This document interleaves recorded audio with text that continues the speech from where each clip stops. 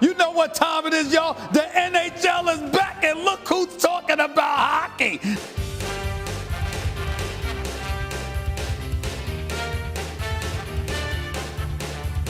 Damn, son, where'd you find this?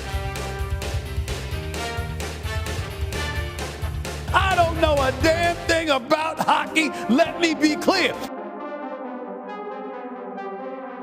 Savage. Hey everybody, welcome back. We're back at it again, talking about the One Piece live-action adaptation for Netflix. We've done this a couple of times in a general sense. I've given some some of my casting choices, for seasons 1 and 2. We talked about visual effects. All of this is coming from a film industry perspective. I work in the film industry, and today I want to talk about Haki.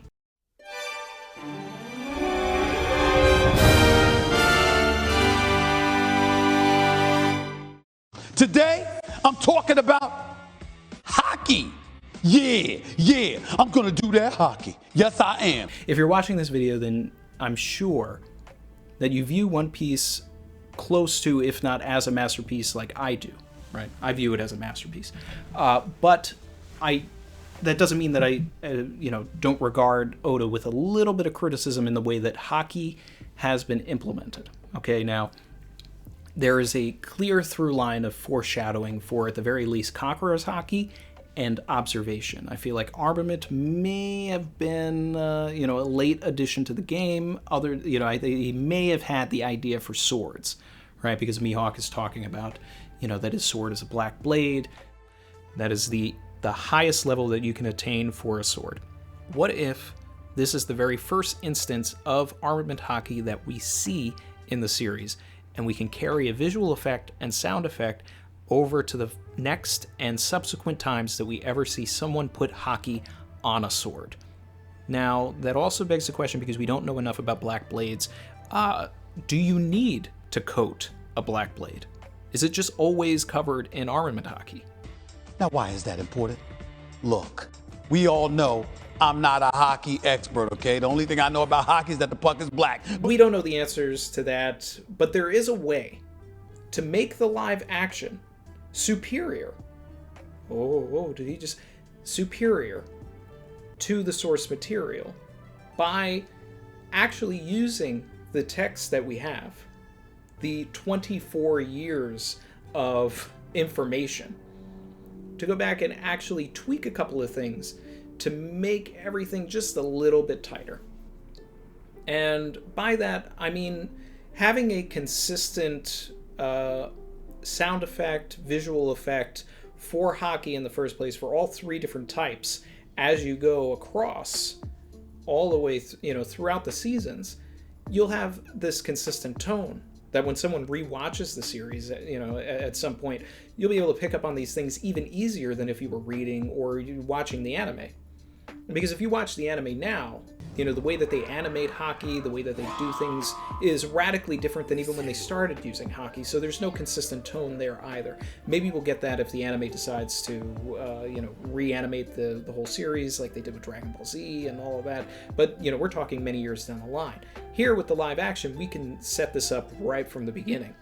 And the way to start that, of course, is right in episode 1, when Shanks has his interaction with the Lord of the Coast, right? So that, as many people have pointed out or know, that is essentially the one of the best foreshadowings in the series, because you could, as long as you put the same visual effect that you plan to use later on, right before Sawaody, like when Luffy is against Motobaru, Duval's water buffalo or whatever it is, and that's like the first instance of him using Conqueror's Haki.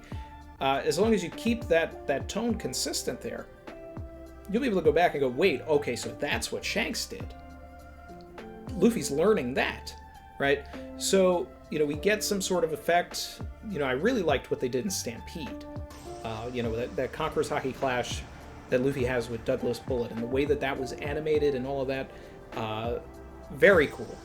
Very great. If that's sort of the way that we see it in the live action with Shanks against the Sea King, the Lord of the Coast, I think that would be very interesting, right?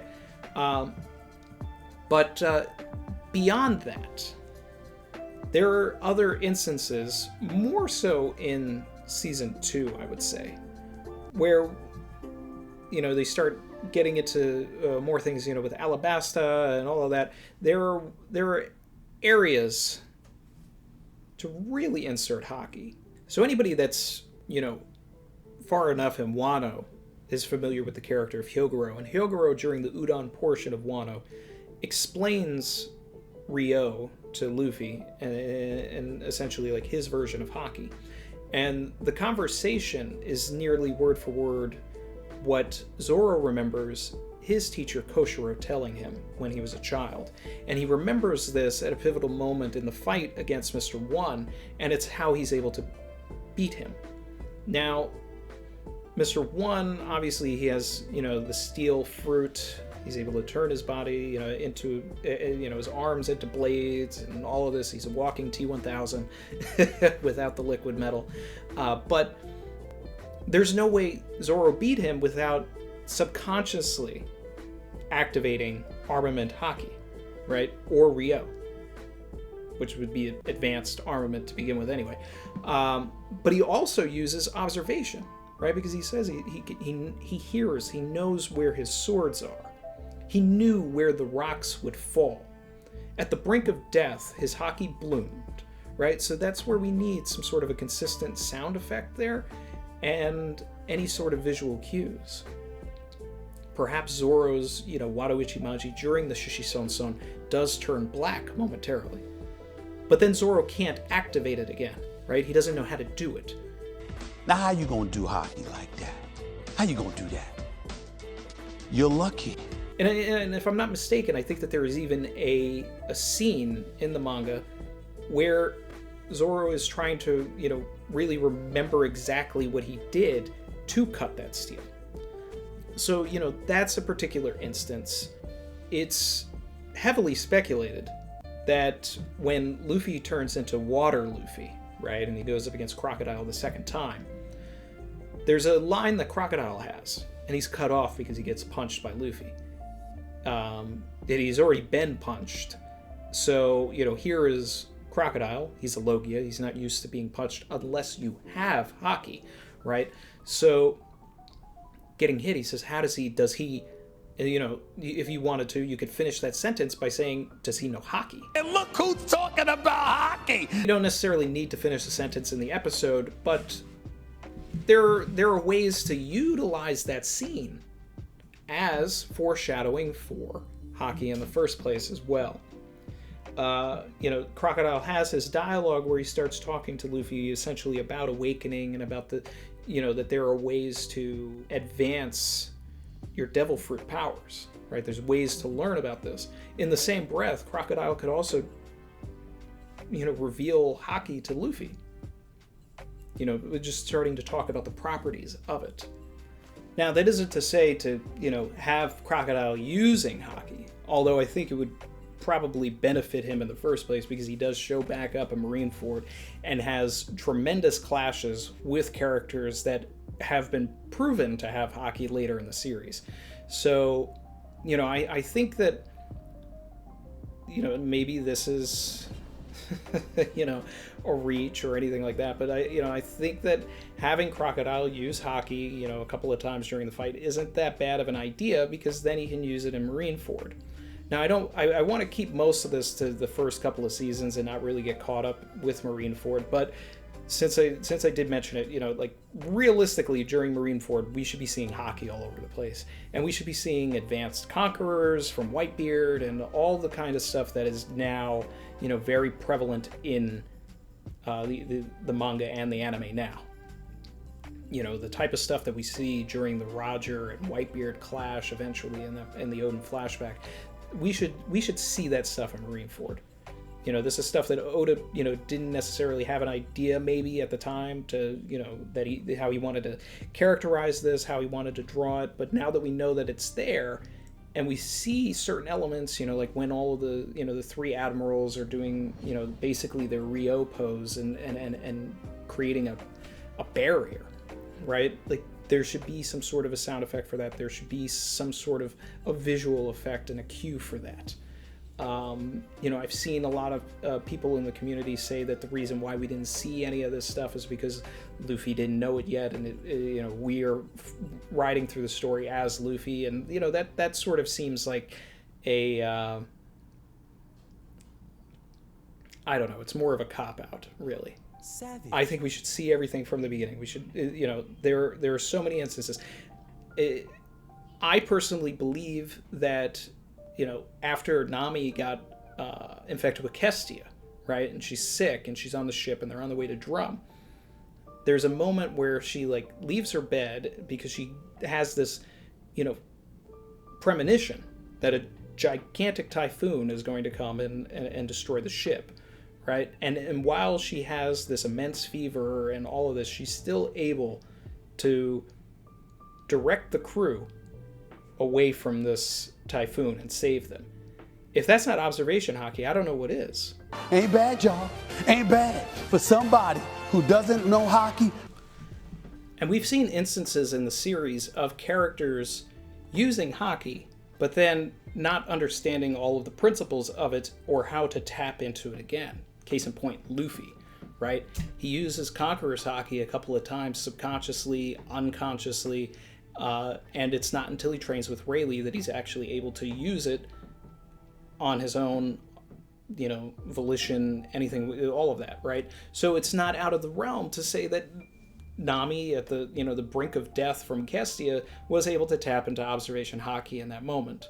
And the same for Zoro during the Mr. One fight, right? And these are ways to characterize these characters as learning and growing as the series progresses.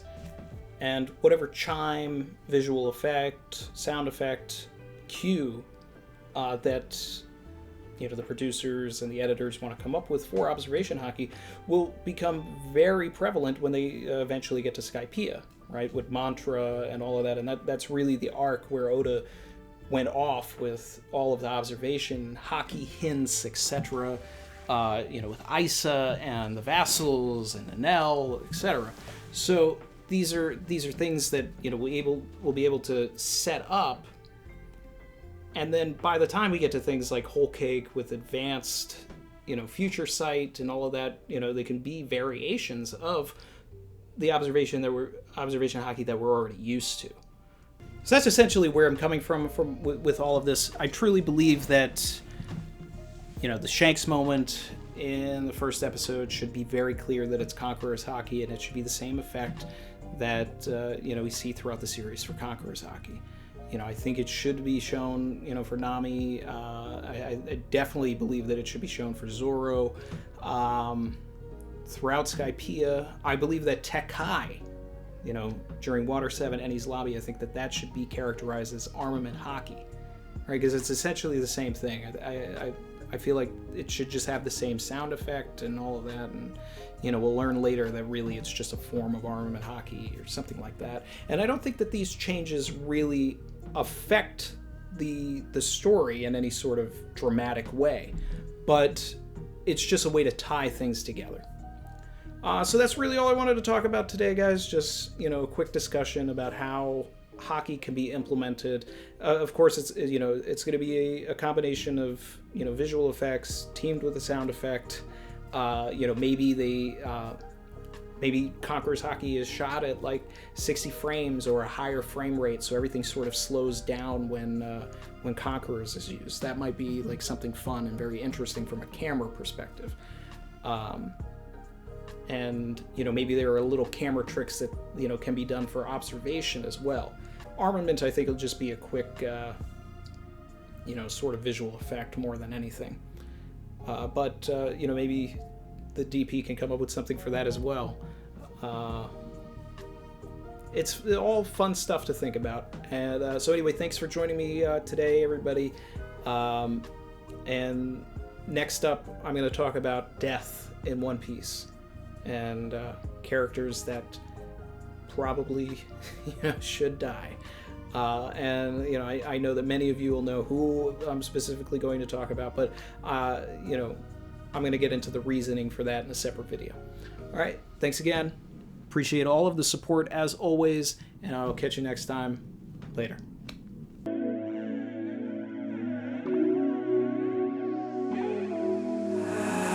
be swimming deep, deep.